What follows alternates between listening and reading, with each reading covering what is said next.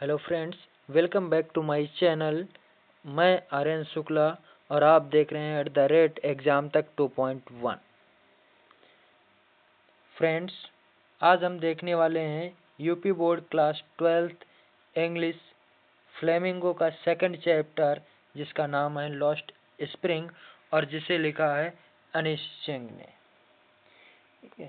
So guys, बिना किसी देर के इस चैप्टर का हिंदी एक्सप्लेनेशन देख लेते हैं। बने रहिए हमारे साथ वीडियो के लास्ट तक और आप पाएंगे एक एक वर्ड का Hindi explanation. So guys, let's start the chapter. Lost spring मतलब, यहाँ पर लॉस्ट का मतलब होता है खोया हुआ और स्प्रिंग का मतलब होता है वसंत ऋतु। तो गाइस, यहाँ पर किसी भी वसंत ऋतु की बात नहीं की जा रही है, यहाँ पर खोए हुए बचपन की बात की जा रही है। क्योंकि हमारा जो बचपन होता है वो किसी वसंत ऋतु से कम नहीं होता है, इसलिए यहाँ जो है खोए हुए बचपन के बारे में बात की जा रही है। जो कुछ बच्चे ऐसे होते हैं जो फाइनेंशियली कमज़ोर होने के कारण या अदर कोई प्रॉब्लम होने के कारण अपने बचपन को एंजॉय नहीं कर पाते हैं, तो उसी के बारे में इसमें बताया गया है।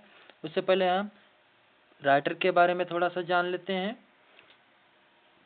फ्रेंड्स, लॉस्ट स्प्रिंग चैप्टर को अनीश जंग ने लिखा हुआ है, जिनका जन्म 1944 ईस्वी में राउरकेला में हुआ था, जो हमारे इंडिया में ही पड़ता है। और इनकी जो स्कूलिंग हुई है वो हैदराबाद में हुई है और जो हायर स्कूलिंग हुई है वो यूनाइटेड स्टेट्स ऑफ अमेरिका में हुई है। इनके पेरेंट्स मतलब माता पिता दोनों ही एक राइटर थे। ठीक, इतना जान लिया गाइस। अब अपना चैप्टर स्टार्ट करते हैं।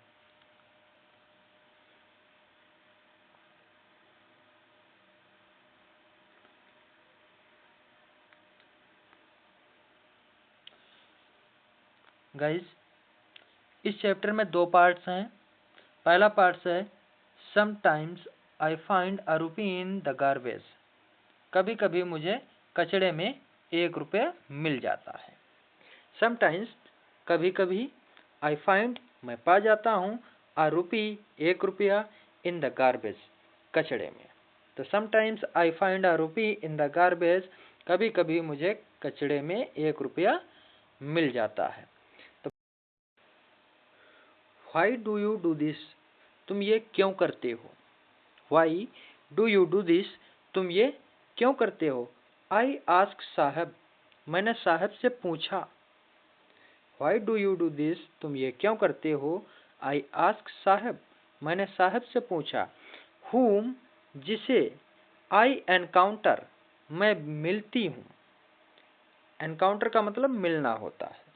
तो whom आई एनकाउंटर, जिससे मैं मिलती हूँ, एवरी मॉर्निंग, हर सुबह, जिससे मैं हर सुबह मिलती हूँ। Scrounging for gold in the garbage dumps of my neighbourhood. Neighbourhood का मतलब होता है पड़ोस में।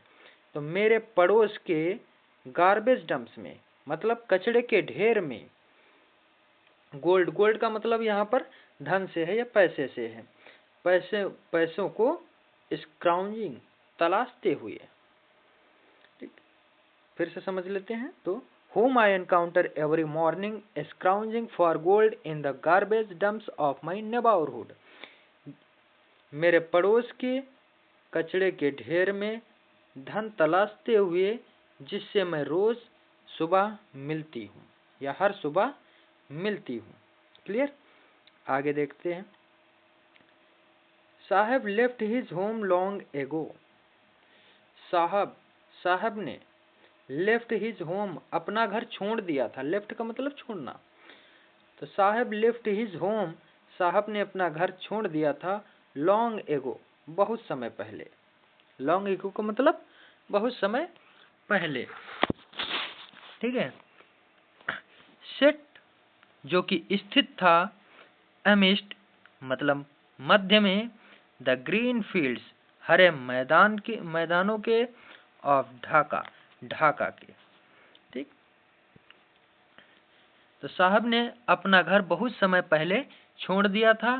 Set amidst the green fields of Dhaka, जो कि ढाका के हरे मैदानों के बीच में स्थित था। His home is not even a distant memory. Distant का मतलब होता है दूर दूर तक, और मेमोरी का मतलब याद आना। ठीक है, तो his home is not even a distant memory, तो उसका घर उसे दूर दूर तक याद नहीं आता है। डिस्टेंट मेमोरी का मतलब दूर दूर तक याद आना।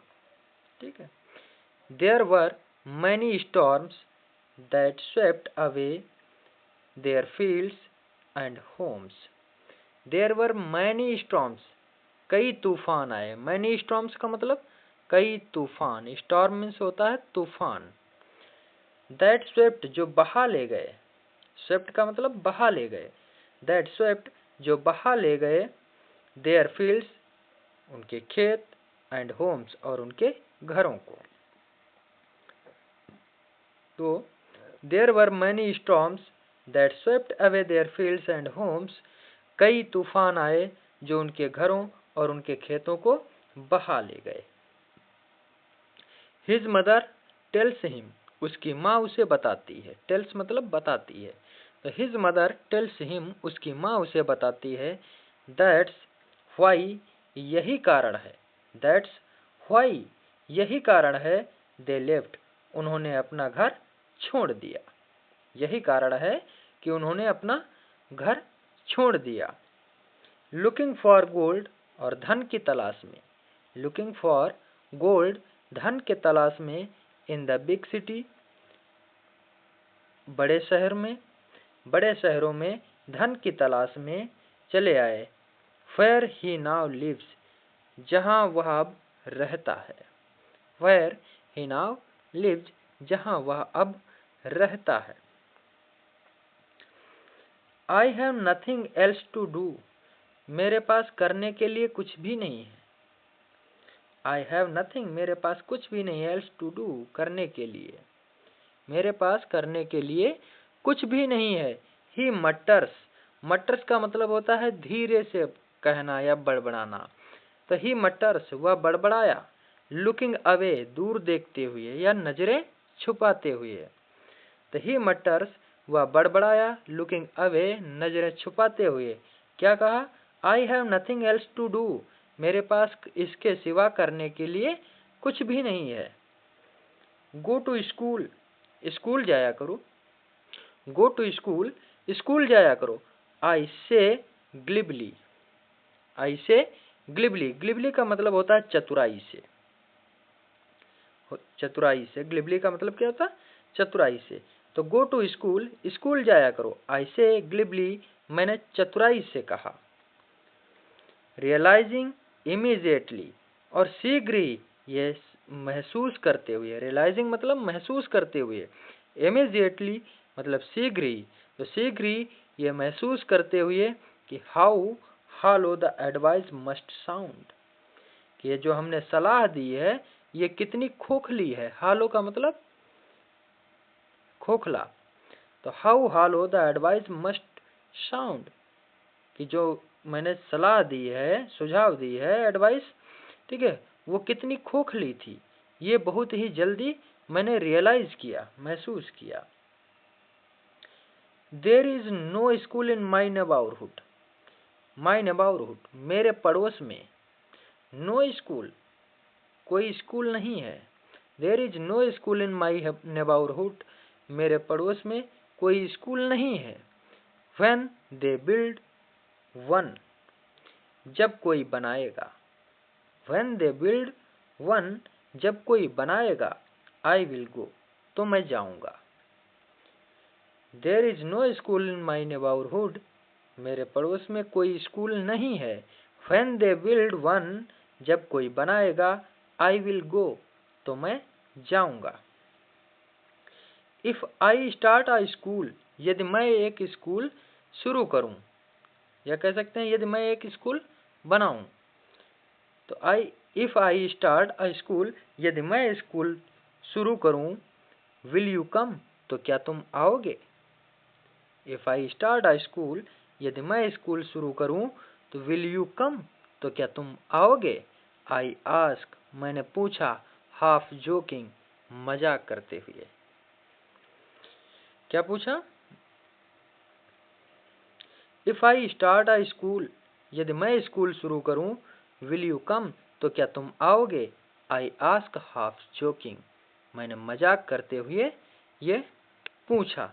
गाइस आगे देख लेते हैं, इतना क्लियर है ना?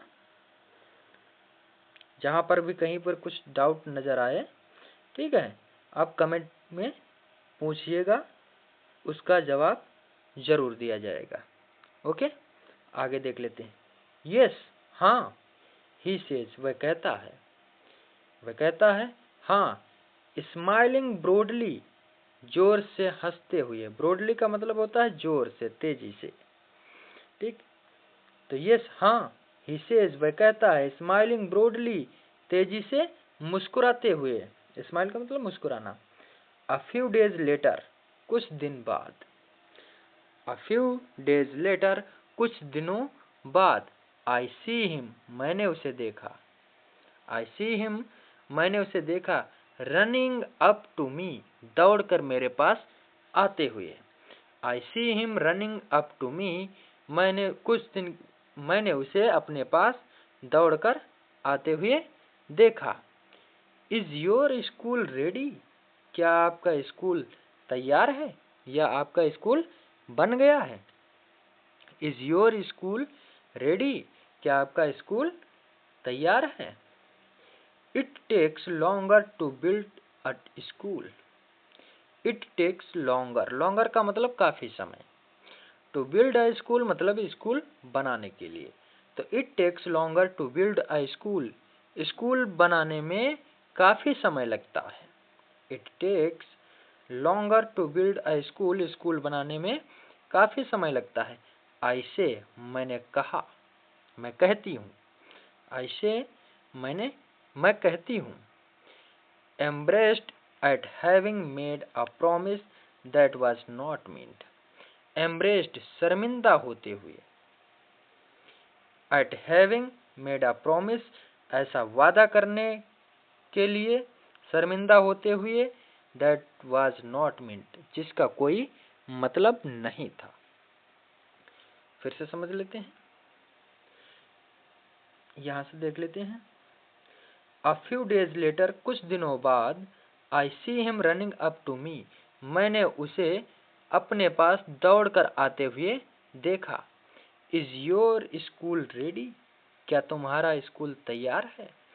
It takes longer to build a school, school बनाने में लंबा समय लगता है।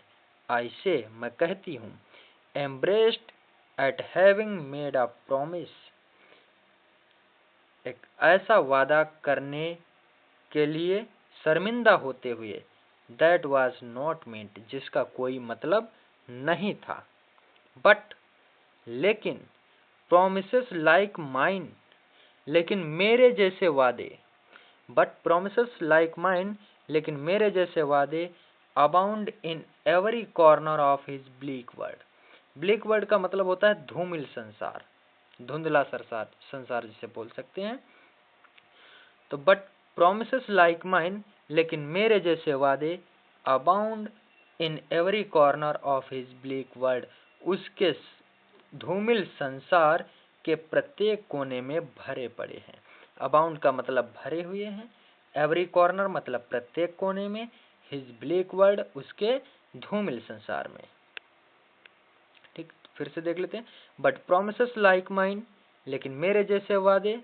Abound in every corner of his black world, मेरे जैसे वादे उसके धूमिल संसार के प्रत्येक कोने में भरे पड़े हैं।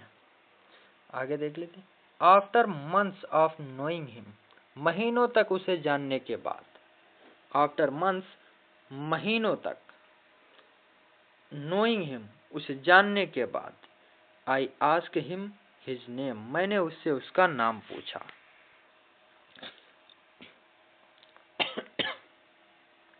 I ask him his name, मैंने उससे उसका नाम पूछा।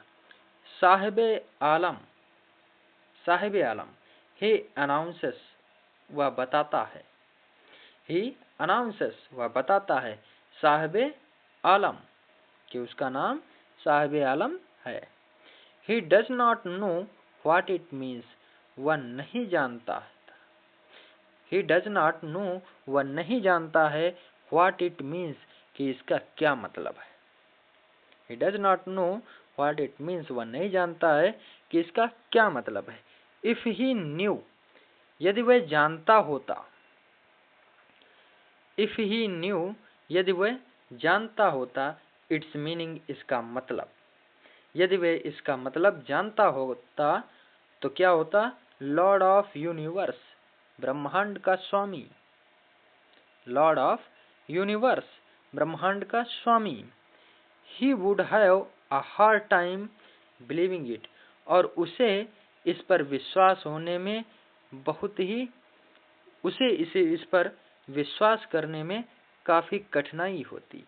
ही would have a hard time, उसे बहुत कठिनाई होती। बिलीविंग इट, इस पर विश्वास होने में, कि उसके नाम का मतलब लॉर्ड ऑफ यूनिवर्स है। Unaware of what his name represents, और इस बात से अनवेयर, अनजान होते हुए। अनवेयर का मतलब अनजान।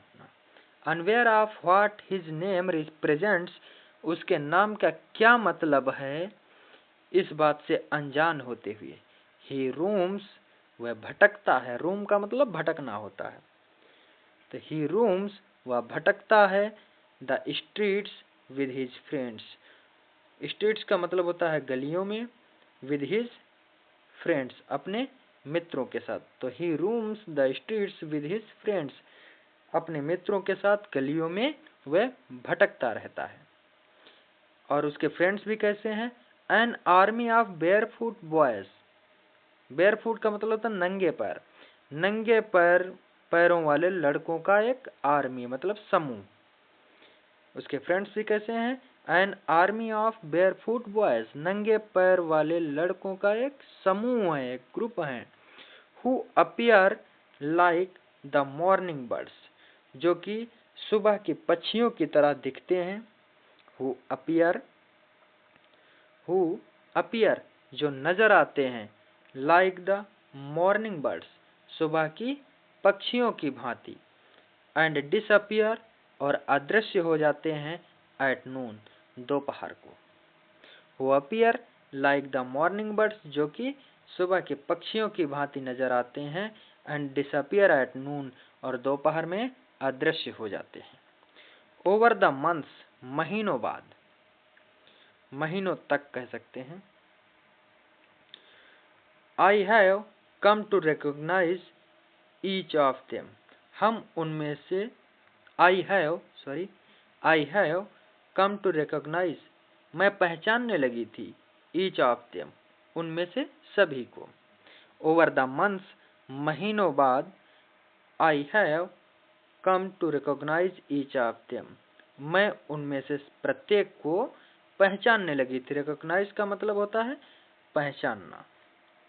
सो गाइज, नेक्स्ट देखते हैं।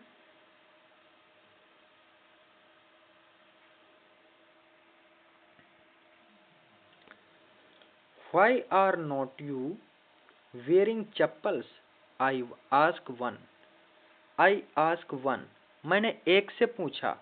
Why are not you wearing chappals? तुम चप्पल क्यों नहीं पहनते हो। Why are not you wearing chappals? तुम चप्पल क्यों नहीं पहनते हो। My mother did not bring them down from the shelf. Shelf का मतलब होता है टांड, जिसे छज्जा बोलते हैं। ठीक है। और ब्रिंग देम डाउन का मतलब होता है उन्हें नीचे नहीं उतारती। तो my mother did not bring them down from the self, मेरी माँ उन्हें टांड से नीचे नहीं उतारती है। My mother did not bring them down from the self, मेरी माँ उन्हें टांड से नीचे नहीं उतारती थी। ही आंसर्स सिंपली, उसने सामान्य रूप से उत्तर दिया, साधारण सा उत्तर दिया। ही आंसर्स सिंपली, उसने सीधा उत्तर दिया। Even if she did, even if she did, यदि वे उतार भी देंगी, इवन इफ शी डिड, यदि वे उतार भी देंगी, he will throw them off, तो वह उन्हें फेंक देगा। इवन इफ शी डिड, यदि वे उतार भी देंगी, he will throw them off, तो वह उन्हें फेंक देगा। एड्स अनदर, दूसरे ने कहा, एड्स अनदर का मतलब दूसरे लड़के ने कहा कि यदि वे, उसकी माँ चप्पल टांट से उतार भी देगा तो वह उन्हें फेंक देगा। एड्स अनदर, दूसरे लड़के ने कहा, हु इज वियरिंग शूज, जो जूते पहने हुए था, दैट डू नॉट मैच, जो मैच नहीं करते थे, मतलब अलग अलग रंग के थे या अलग अलग डिजाइन के भी हो सकते हैं।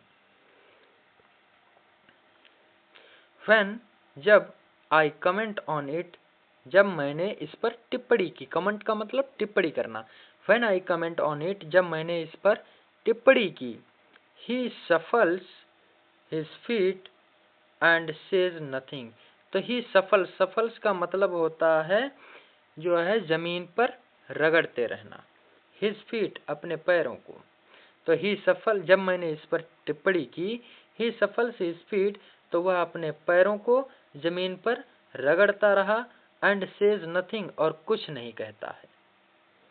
I want shoes, मुझे जूते चाहिए या मैं जूते चाहता हूँ। I want shoes, मुझे जूते चाहिए। Says a third boy, एक तीसरे लड़के ने कहा कि I want shoes, मैं जूते चाहता हूँ। Who has never owned a pair all his life, who has never owned a pair all his life, जिसके पूरे जीवन में, all his life, जिसके पूरे जीवन में, जिसने अपने पूरे जीवन में उसके खुद के एक जोड़ी जूते कभी नहीं देखे थे।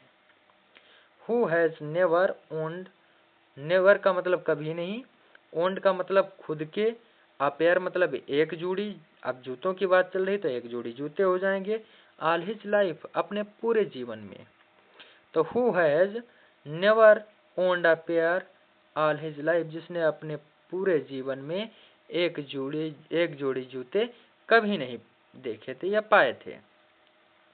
ट्रेवलिंग अक्रॉस द कंट्री, देश का भ्रमण करते हुए, ट्रेवलिंग का मतलब यात्रा करते हुए, ठीक है, या भ्रमण करते हुए, अक्रॉस द कंट्री मतलब देश में, तो ट्रेवलिंग अक्रॉस द कंट्री, देश में भ्रमण करते हुए।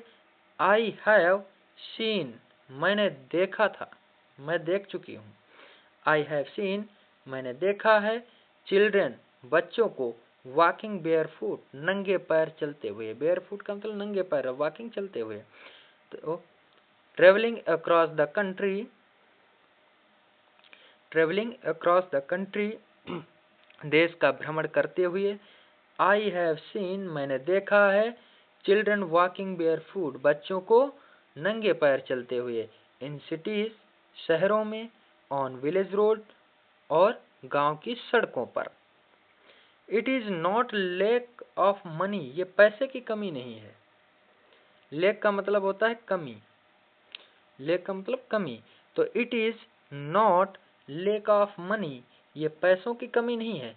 बट अ ट्रेडिशन, लेकिन एक परंपरा है। बट अ ट्रेडिशन, बल्कि एक परंपरा थी। टू स्टे बेयरफुट, नंगे पैर रहने की। क्या है? It is not lack of money, ये पैसों की कमी नहीं है। But a tradition to stay barefoot, बल्कि नंगे पैर रहने की एक परंपरा है। ट्रेडिशन का मतलब होता है परंपरा। इज वन एक्सप्लेनेशन, यदि एक व्याख्यात्मक रूप में कहा जाए तो। I wonder if this is only an excuse to explain away a perpetual state of poverty. I wonder, मैं सोचती हूँ। वंडर का मतलब सोचना। तो आई वंडर, मैं सोचती हूँ। If this is only an excuse, यह केवल एक बहाना है। एक्सक्यूज का मतलब बहाना। To explain away a perpetual state of poverty, ठीक है, गरीबी की स्थिति को दर्शाने का।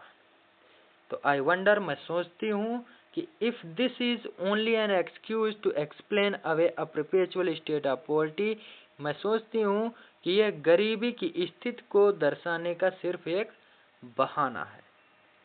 क्लियर? नेक्स्ट देखते हैं।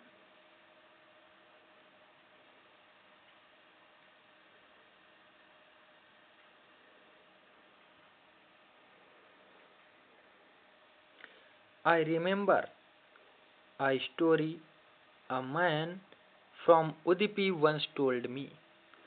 I remember, मुझे याद है।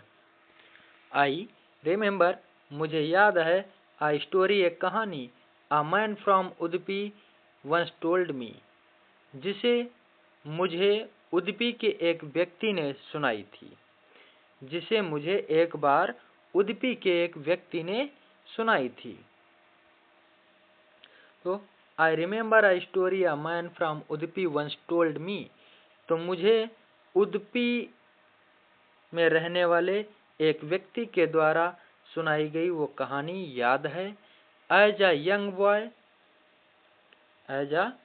बॉय, कि जब वह एक युवा लड़का था, युवक था या छोटा बच्चा था। यंग का मतलब छोटा होता है।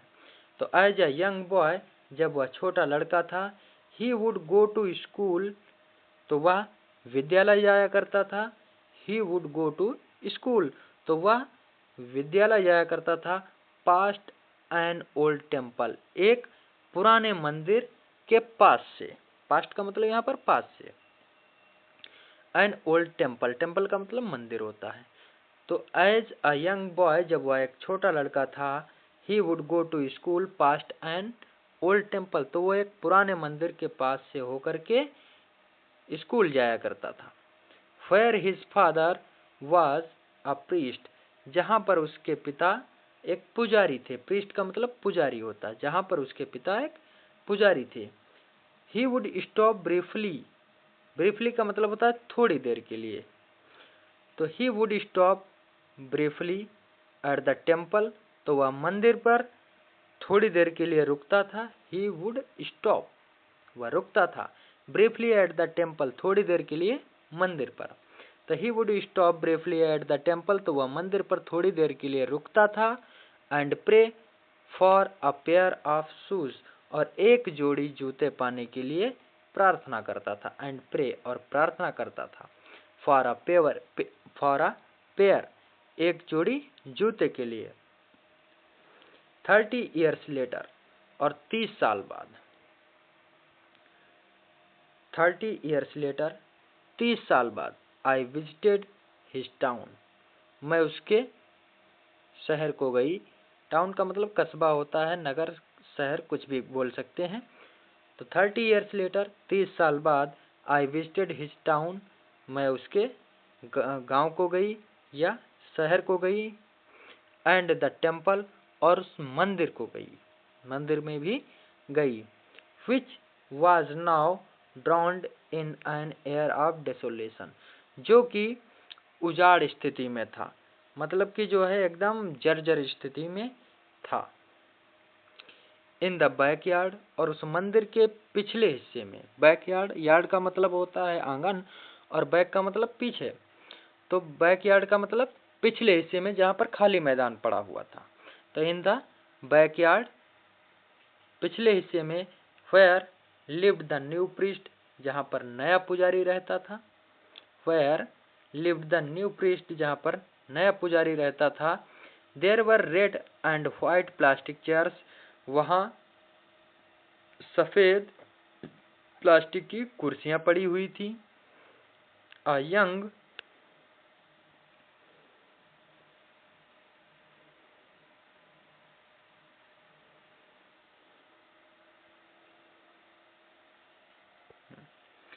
अ young boy dressed in a grey uniform, और एक छोटा लड़का, अ यंग बॉय, एक छोटा लड़का, dressed in a grey uniform, एक गंदी कमीज में था, या कह सकते हैं एक गंदी कमीज पहने हुए था। ड्रेस्ड का मतलब पहने हुए था, और ग्रे का मतलब होता है गंदी, और यूनिफॉर्म कमीज हो जाएगी, या कपड़े कह सकते हैं। तो अ young boy dressed in a grey uniform, एक छोटा लड़का गंदे कपड़े पहने हुए था या गंदे कपड़ों में था। वियरिंग शूज वियरिंग सॉक्स, ठीक है, वियरिंग सॉक्स और मोजे पहने हुए था। वियरिंग सॉक्स मोजे पहने हुए था, सॉक्स का मतलब मोजे, एंड शूज और जूते पहने हुए था। Arrived panting and threw his school bag on a folding bed. Arrived panting, panting का मतलब होता है हाँफते हुए, और अरीव्ड का मतलब आया या पहुंचा। तो अरीव्ड पैंटिंग हाँफते हुए आया, and threw his school bag, और अपना स्कूल बैग फेंक दिया। थ्रू का मतलब फेंक दिया, हिज स्कूल बैग अपना स्कूल बैग फेंक दिया, ऑन अ फोल्डिंग बेड एक फोल्डिंग बेड पर।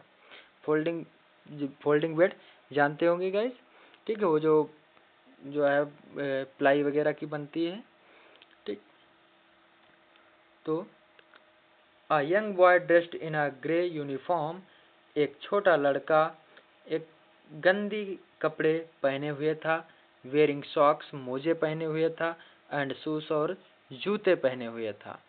अरीव्ड पैंटिंग हाँफते हुए आया, and threw his school bag on a folding bed, और अपना स्कूल बैग उस फोल्डिंग पर फेंक दिया। लुकिंग एट द बॉय, उस लड़के को देखते हुए या देखकर। लुकिंग एट द बॉय, लड़के को देखकर। आई रिमेम्बर्ड, मुझे याद आ गई। आई रिमेम्बर्ड, मुझे याद आ गई। द प्रेयर अनदर बॉय, उस दूसरे लड़के की प्रेयर, उस दूसरे लड़के की प्रार्थना मुझे याद आ गई। Had made to the goddess, जिसने देवी से की थी, ठीक। तो लुकिंग एट द बॉय, लड़के को, उस लड़के को देखकर। I remembered the prayer another boy had made to the goddess, मुझे उस लड़के की प्रार्थना याद आ गई जिसने देवी से प्रार्थना की थी या कहा था। When he had finally got a pair of shoes, और अंततः जब उसे एक जोड़ी जूते मिल गए थे, तब उसने देवी से प्रार्थना की थी कि let me never lose them, कि मैं उन्हें कभी न खोऊं। Let me never lose them, कि मैं उन्हें कभी न खोऊं। The goddess had granted his prayer, और देवी ने, गॉडेस का मतलब होता है देवी, और ग्रांटेड का मतलब स्वीकार कर लेना। तो the goddess had granted his prayer, और देवी ने उसकी प्रार्थना स्वीकार कर ली थी। Young boys like the son of the priest, छोटे लड़के, यंग बॉयज छोटे लड़के, like the son of the priest पुजारी के लड़के की तरह, नाउ वोर शूज, अब जूते पहनते थे।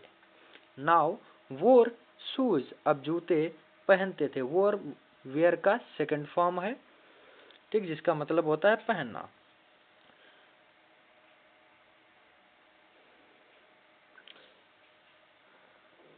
तो यंग बॉयज छोटे लड़के, like the son of the priest पुजारी के लड़के की तरह, ना वोर शूज, अब जूते पहनते थे।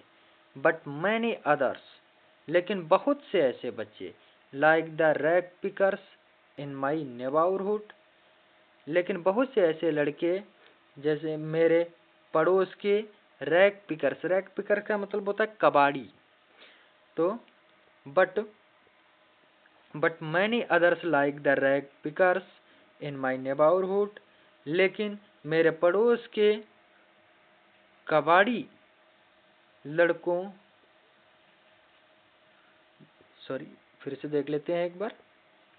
बट लेकिन मैनी अदर्स, कई अन्य लड़के, like the rag pickers in my neighbourhood, मेरे पड़ोस के कबाड़ियों की तरह, रिमेन शूजलेस, आज भी शूजलेस हैं, मतलब उनके पास जूते नहीं है, अब भी उनके पास जूते नहीं है। नेक्स्ट देखते हैं।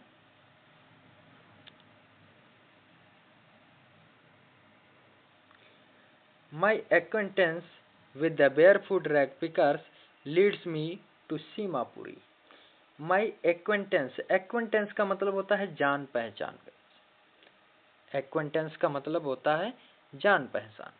तो my acquaintance with the barefoot rag pickers, नंगे पैर चलने वाले कबाड़ियों से जो मेरी जान पहचान थी। बेयरफुट मतलब नंगे पैर, रैग पिकर्स कबाड़ी। तो my acquaintance with the barefoot rag pickers, नंगे पैर चलने वाले या नंगे पैर रहने वाले कबाड़ियों से जो मेरी जान पहचान थी, लीड्स मी टू सीमापुरी, मुझे सीमापुरी ले गई। लीड्स का मतलब ले जाना होता है। तो लीड्स मी टू सीमापुरी, मुझे सीमापुरी ले गई। A place on the periphery of Delhi yet miles away from it. A place on the periphery of Delhi, मतलब जो दिल्ली के बाहरी सीमा पर स्थित था। पेरिफेरी का मतलब होता है बाहरी सीमा।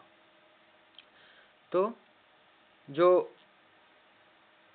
नंगे पैर रहने वाले जो कबाड़ी थे, उनसे जो मेरी जान पहचान थी, वो मुझे सीमापुरी ले गई। और सीमापुरी एक ऐसा स्थान था जो दिल्ली की बाहरी सीमा पर स्थित था। पेरिफेरी मतलब बाहरी सीमा। Yet miles away from it, जो कि इससे मीलों दूर है। कहां से? किससे? दिल्ली से, जो कि दिल्ली से मीलों दूर है। मेटाफोरिकली, दिखने में। मेटाफोरिकली का मतलब दिखने में। तो my acquaintance with the barefoot rag pickers, नंगे पैर रहने वाले कबाड़ियों से जो मेरी जान पहचान थी, लीड्स मी टू सीमापुरी, मुझे सीमापुरी ले गई। A place on the periphery of Delhi, जो दिल्ली की बाहरी सीमा पर स्थित था। Yet miles away from it, metaphorically, जो दिखने में मीलों दूर था। जो दिखने में इससे मीलों दूर था। नेक्स्ट देखते हैं।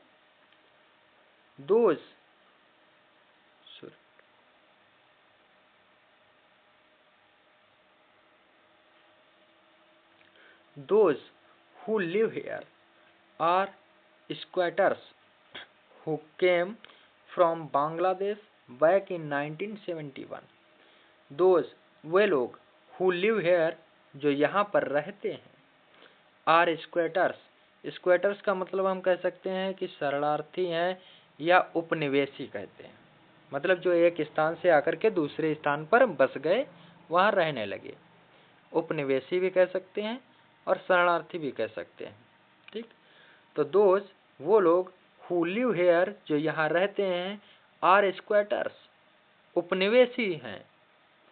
वे लोग जो यहाँ रहते हैं, वे क्या हैं? उपनिवेशी हैं। Who came from Bangladesh back in 1971, जो 1971 में बांग्लादेश से आए थे।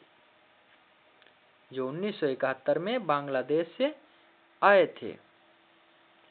साहब्स फैमिली इज एमंग देम, साहब का परिवार उनमें से एक था। साहब्स फैमिली, साहब का परिवार, इज एमंग देम, उनमें से एक था। Seemapuri was then a wilderness, Seemapuri was then, उस समय थी, अ विल्डरनेस, एक उजाड़। विल्डरनेस का मतलब होता है उजाड़। ठीक है। तो Seemapuri was then a wilderness, Seemapuri उस समय बिल्कुल उजाड़ थी। इट स्टिल इज, ये अब भी है, ये अब भी उजाड़ ही है। But it is no longer empty, लेकिन अब ये खाली नहीं है। ये उजाड़ अब भी है, but it is no longer empty, लेकिन अब ये खाली नहीं है। इन स्ट्रक्चर्स ऑफ मड, और भरी हुई ये किस चीज से है? इन स्ट्रक्चर्स ऑफ मड, मिट्टी के ढांचों को। स्ट्रक्चर का मतलब होता है ढांचा। ठीक। तो इन स्ट्रक्चर्स ऑफ मड, मिट्टी के ढांचों में, with roofs of tin and tarpaulin, tin और तरपाल की छतों से, मिट्टी के ढांचों से और तरपाल और टिन की छतों से, रूफ का मतलब छत, छतों से, devoid of sewage drainage of running water, जिनके मध्य से होकर के गंदे गंदे नाले का पानी बहता है, मतलब गंदे पानी वाला नाला बहता है। लिव 10,000 ड्रैग पिकर्स, और वहां पर 10,000 कबाड़ी रहते हैं। लिव 10,000 ड्रैग पिकर्स, वहां पर 10,000 कबाड़ी रहते हैं। They have lived here for more than 30 years. They have lived here, वे यहाँ पर रहते हैं। For more than 30 years, 30 वर्षों से भी अधिक समय से। They have lived here, वे यहाँ पर रहते हैं। For more than 30 years, 30 वर्षों से भी अधिक समय से। Without an identity, बिना किसी पहचान की।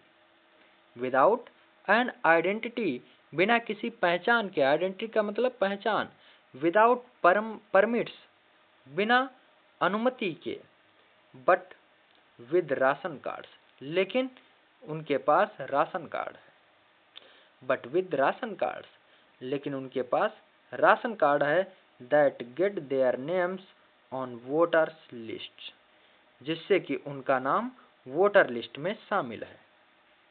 जिससे कि उनका नाम वोटर लिस्ट में शामिल है। And enable them two by grain, और जिससे वे अनाज खरीदने में सक्षम हैं। जिससे वे अनाज खरीदने में सक्षम हैं। Food is more important for survival. Survival का मतलब होता है जीवन यापन करना। तो फूड इज मोर इम्पोर्टेंट, भोजन अधिक महत्वपूर्ण है। फॉर सर्वाइवल, जीवन यापन के लिए। तो जीवन यापन के लिए भोजन अधिक महत्वपूर्ण है। देन एन आइडेंटिटी, एक पहचान की अपेक्षा। अर्थात पहचान की अपेक्षा भोजन जीवन जीने के लिए अधिक महत्वपूर्ण है। पहचान की अपेक्षा जीवन जीने के लिए भोजन अधिक महत्वपूर्ण है। If at the end of the day, यदि दिन के अंत तक। If at the end of the day, यदि दिन के अंत तक। We can feed our families, यदि हम अपने परिवारों का पेट भर सकें। If at the end of the day, यदि दिन के अंत तक। We can feed our families, हम अपने परिवार का पेट भर सकें। And go to bed without an aching stomach, और बिना किसी पेट दर्द के सो सकें। If at the end of the day, या दिन के अंत तक। We can feed our families, हम अपने परिवार का पेट भर सकें।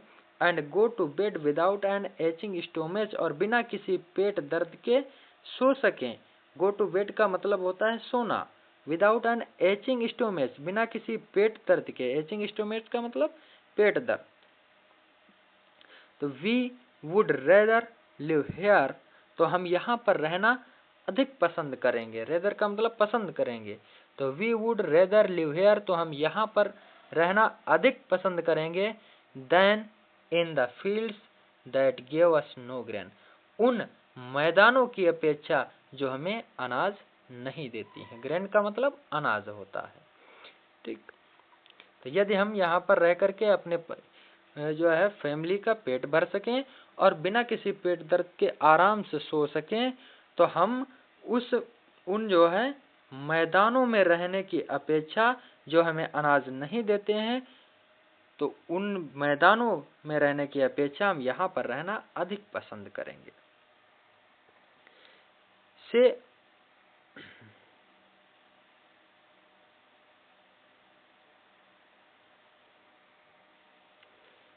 A group of women in tattered saris. Tattered का मतलब होता है फटी हुई। तो फटी हुई साड़ियां पहने हुई महिलाओं की एक समूह ने कहा। महिलाओं का एक समूह कहता है कि यदि हम यहाँ पर दिन के अंत तक अपने फैमिली का पेट भर सकें और बिना किसी पेट दर्द के आराम से सो सकें, तो हम उन मैदानों में जो हमें अनाज नहीं देते हैं उनमें रहने की अपेक्षा यहाँ रहना अधिक पसंद करेंगे। यह बात किसने कही?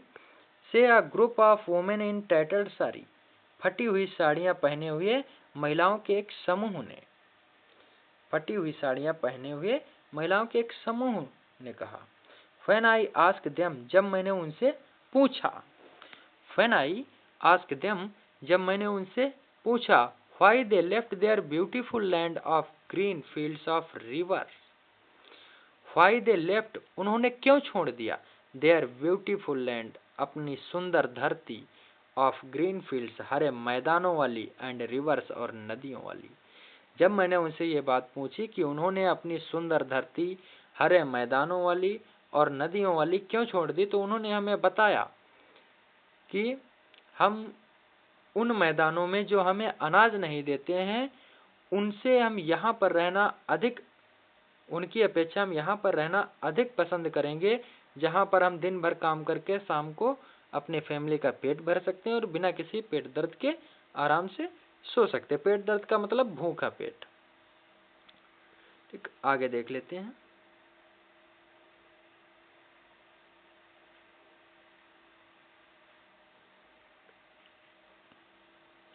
Whenever they find food, जब कभी उन्हें भोजन मिलता है। Whenever they find food, जब कभी उन्हें भोजन मिलता है। They pitch their tents, whenever they find food, जहाँ कहीं उन्हें भोजन मिलता है। They pitch their tents that become transit homes, तो wherever they find food, जहाँ कहीं उन्हें भोजन मिलता है। They pitch their tents, वे अपनी टेंट या अपना तंबू गाड़ देते हैं। पिच का मतलब गाड़ना, their tents, टेंट्स का मतलब तंबू। तो wherever they find food, जहाँ कहीं भी उन्हें भोजन मिलता है। They pitch their tents, वे अपने तंबू गाड़ देते हैं, वहीं पर गाड़ देते हैं जहाँ पर उन्हें भोजन मिलता है। That become transit homes, जो चलते फिरते घर बन जाते हैं, जो चलते फिरते घर बन जाते हैं। Children grow up in them, और बच्चे इन्हीं में बड़े होते हैं। Children grow up in them, बच्चे इन्हीं में बड़े होते हैं। Becoming partners in survival, और उनकी आजीविका में भागीदार बनते हैं। Becoming partners in survival, और उनकी आजीविका में भागीदार बनते। सर्वाइवल आजीविका। एंड सर्वाइवल इन सीमापुरी, और सीमापुरी में सर्वाइवर मीन्स, और सीमापुरी में सर्वाइवल का मतलब है, सीमापुरी में जीवन यापन का मतलब है रैग पिकिंग, मतलब कबाड़ी। रैग पिकिंग मतलब जो है कबाड़ वाला वही काम। तो and survival in Seemapuri means rag picking, और सीमापुरी में जीवन यापन का मतलब है जो है कबाड़ बीनना। थ्रो द ईयर्स, वर्षों तक। It has acquired the proportion of a fine art, और वर्षों बाद इट हैज एक्वायर्ड, ये बदल गई, a proportion of a fine art, एक ललित कला के रूप में। Garbage to them is gold, उनके लिए कचड़ा धन है। Garbage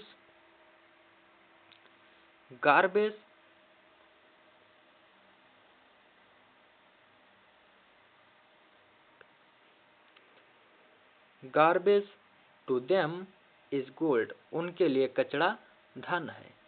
it is their daily bread, यह उनका रोज का भोजन है। ब्रेड का मतलब यहाँ पर भोजन से है।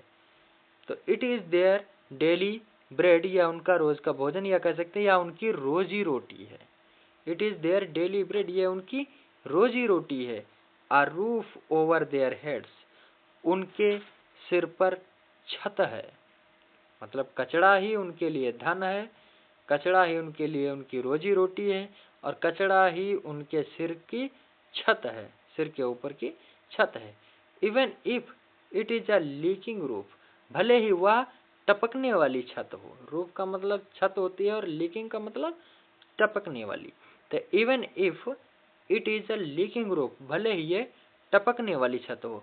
बट फॉर अ चाइल्ड, लेकिन एक बच्चे के लिए इट इज इवन मोर, ये बहुत कुछ होती है, बट एक बच्चे के लिए ये बहुत कुछ होती है। Sometimes find a rupee, even a 10 rupee note. Sometimes find a rupee, even a 10 rupee note. कभी कभी 1 रुपया मिल जाता है। sometimes find a rupee, कभी कभी मुझे 1 रुपया मिल जाता है। even a 10 rupee note, और कभी कभी 10 रुपए का भी नोट मिल जाता है। साहब सेज, साहब कहता है। His eyes lighting up, उसकी आंखों में चमक थी। His eyes lighting up, उसकी आंखों में चमक थी। When you can find a silver coin in a heap of garbage, जब आप कचड़े के ढेर में, heap का मतलब होता है ढेर और garbage कचड़ा। तो जब कचड़े के ढेर में तुम्हें जब कचड़े के ढेर में तुम चांदी का सिक्का पा सकते हो, You don't stop scrounging, तो तुम, फिर से समझ लेते हैं। When you can find a silver coin in a heap of garbage, जब आप कचड़े के किसी ढेर में एक सिक्का पा सकते हैं, तो you don't stop scrounging, तो आप तलाशना बंद नहीं करते हैं। तो you don't stop scrounging, तो आप तलाशना बंद नहीं करते हैं। scrounging का मतलब तलाशना। For there is hope of finding more, और अधिक पाने की आशा में। क्या होता है, जब किसी कचड़े के ढेर में 1 रुपया मिल जाता है, एक सिक्का मिल जाता है, तो उसमें और तलाशने लगते हैं। किस लिए? For there is hope of finding more, इस आशा के साथ कि इसमें और अधिक मिलेंगे। इट सीम्स, ऐसा लगता है, दैट कि फॉर चिल्ड्रन, बच्चों के लिए, garbage has a meaning different, ऐसा लगता है कि बच्चों के लिए गार्बेज का मतलब कचड़े का मतलब डिफरेंट है, अलग है, from what it means to their parents, जो उनके माता पिता समझते हैं, उस मतलब से जो है बच्चों का गार्बेज से जो मीनिंग है, मतलब है, वो अलग है। मतलब बच्चे गार्बेज को, कचड़े के ढेर को कुछ अलग नजरिए से देखते हैं, जबकि उनके माता पिता कुछ अलग नजरिए से देखते हैं। आगे देखते हैं। फॉर द चिल्ड्रन, बच्चों के लिए, it is wrapped in wonder, बच्चों के लिए यह एक पहेली है। ठीक है, बच्चों के लिए यह एक पहेली है। फॉर द एल्डर्स, और बड़ों के लिए, it is a means of survival, और बड़ों के लिए यह जीवन यापन का एक तरीका है, जीवन यापन का एक जरिया है। आगे देखते हैं।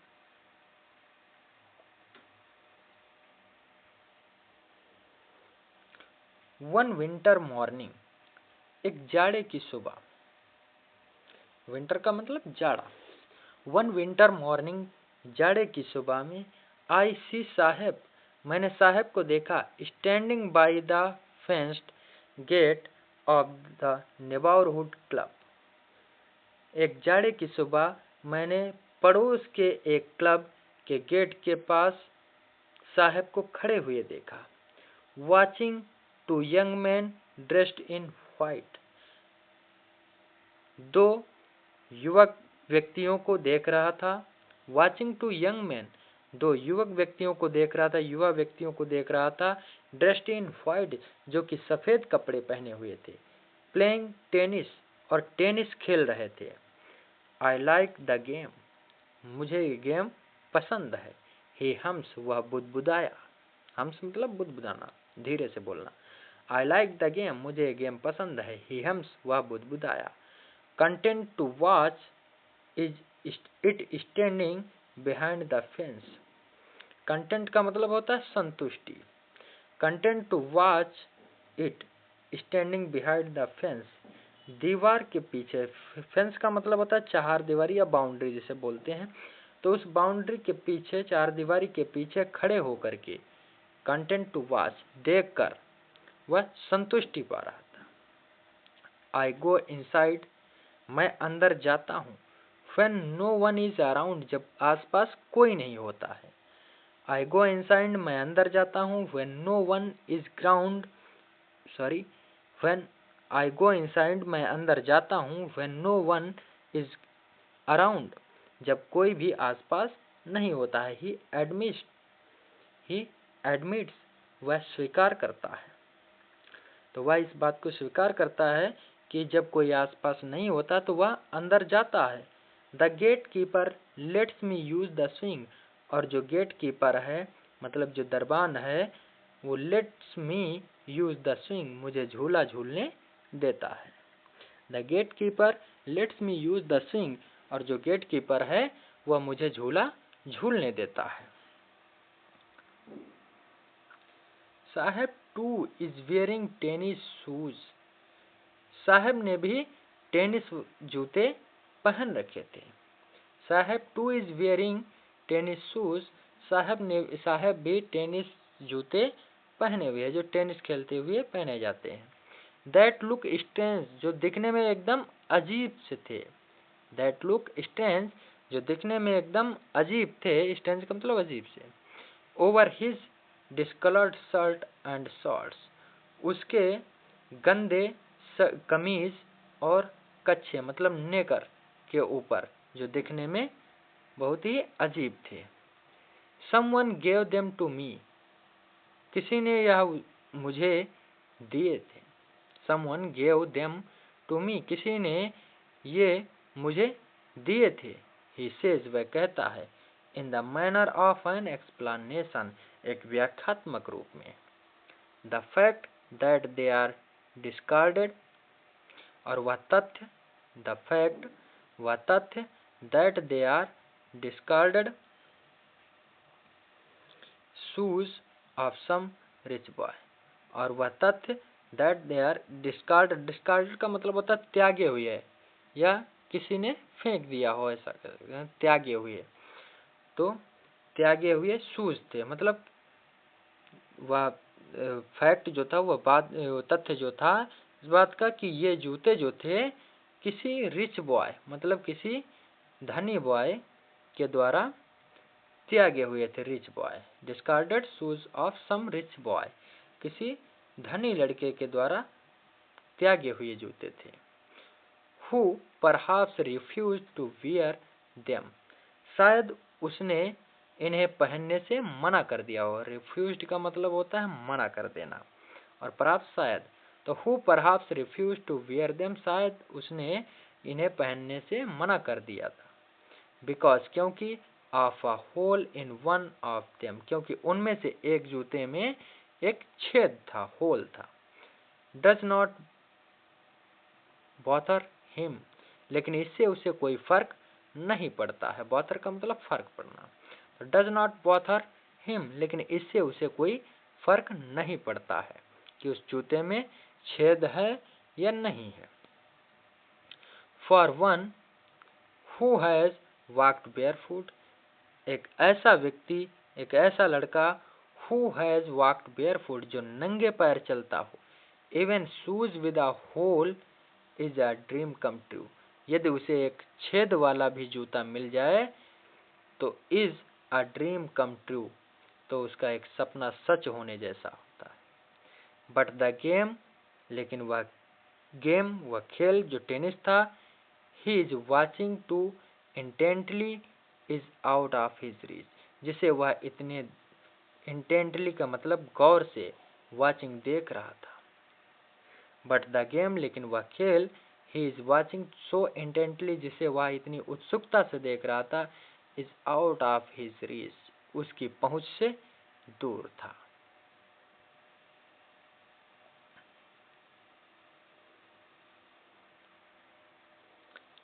दिस मॉर्निंग, दिस मॉर्निंग, इस सुबह। Saheb is on his way to the milk booth, Saheb is on his way, Saheb रास्ते पे जा रहा था। टू द मिल्क बूथ, एक मिल्क बूथ मतलब एक जो है, हम मिल्क बूथ कह सकते हैं चाय की दुकान के रास्ते पर। तो Saheb is on his way to the milk booth, Saheb चाय की दुकान की ओर जा रहा था। In his hand is a steel canister, और उसके हाथ में स्टील का एक कनिस्टर था। कनिस्टर का मतलब जिसमें वो चाय वगैरह ग्लास वगैरह रखते हैं, ठीक। तो इन his hand is a steel canister, और उसके हाथ में स्टील का एक कनिस्टर था। I now work in a tea stall down the road, मैं सड़क के किनारे एक चाय की दुकान पर काम करता हूँ। टी स्टॉल मतलब चाय की दुकान पर। I now work in a tea stall down the road, मैं सड़क के I now work in a tea stall, अब मैं एक चाय की दुकान पर काम करता हूँ। डाउन द रोड, सड़क के किनारे। ही सेज, वह कहता है। पॉइंटिंग इन द डिस्टेंस, दूर इशारा करते हुए। डिस्टेंस का मतलब दूर, पॉइंटिंग मतलब इशारा करते हुए। तो पॉइंटिंग इन द डिस्टेंस, दूर इशारा करते हुए। आई एम पेड 800 रुपीज, मुझे 800 रुपये मिलते हैं। एंड ऑल माई मील्स, और पूरे दिन का खाना मिलता है। Does he like the job, does he like the job, क्या वह इस काम को पसंद करता है। आई आस्क, मैंने पूछा। हिज फेस, तो उसका चेहरा। आई सी, मैंने देखा। Has lost the care free look, वो असावधानी पूर्व जो केयर फ्री लुक मतलब जो चमक वगैरह थी उसके चेहरे पे, जो कभी जो है उत्साह रहा करता था, वो अब कुछ नहीं था, सब खत्म हो गया था। The steel canister seems heavier than the plastic bag he would carry so lightly over his shoulder, तो वो जो स्टील का कनेस्टर था, the steel canister seems heavier, जो स्टील का कनेस्टर उसने पकड़ रखा था वो सीम्स हैवियर, कहीं अधिक भारी लग रहा था। देन द प्लास्टिक बैग, उस कबाड़े बीनने वाली प्लास्टिक बैग की अपेक्षा। ही would carry so lightly over his shoulder, जिसे वह बड़ी ही आसानी से अपने कंधों पर कैरी करता था, लाद लेता था। द बैग वॉज हिज, क्यों, क्योंकि वह जो कबाड़ बीनने वाला बैग था वह उसका खुद का था। The canister belongs to the man who owns the tea shop, और यह कनेस्टर उस व्यक्ति का है जो उस टी शॉप का, उस चाय की दुकान का मालिक है। Saheb is no longer his own master, Saheb is no longer his own master, Saheb अब अपना खुद का मालिक नहीं था। साहब अब अपना खुद का मालिक नहीं था। फ्रेंड्स, यहाँ तक ये हमारा जो है सेकंड चैप्टर लॉस्ट स्प्रिंग का फर्स्ट पार्ट जो था, I find sometimes I find a rupee in the garbage, complete होता है। नेक्स्ट जो इसका पार्ट है, I want to drive a car, वो आपको वीडियो के सेकंड पार्ट में मिलेगा, पार्ट 2 में मिलेगा। गाइस, वीडियो पसंद आई हो तो वीडियो को लाइक कर दीजिए, चैनल को सब्सक्राइब कर दीजिए, और बेल आइकन पे ऑल जरूर से प्रेस कर दीजिए ताकि हमारी हर एक वीडियो आप तक पहुंचे सबसे पहले, और आप बेहतर से बेहतर बोर्ड एग्जाम की तैयारी कर सकें। और हाँ, वीडियो को शेयर जरूर से कर दीजिए ताकि आपके जो फ्रेंड्स हैं जो इस सिलेबस की तैयारी कर रहे हैं उनको भी फ़ायदा मिल सके।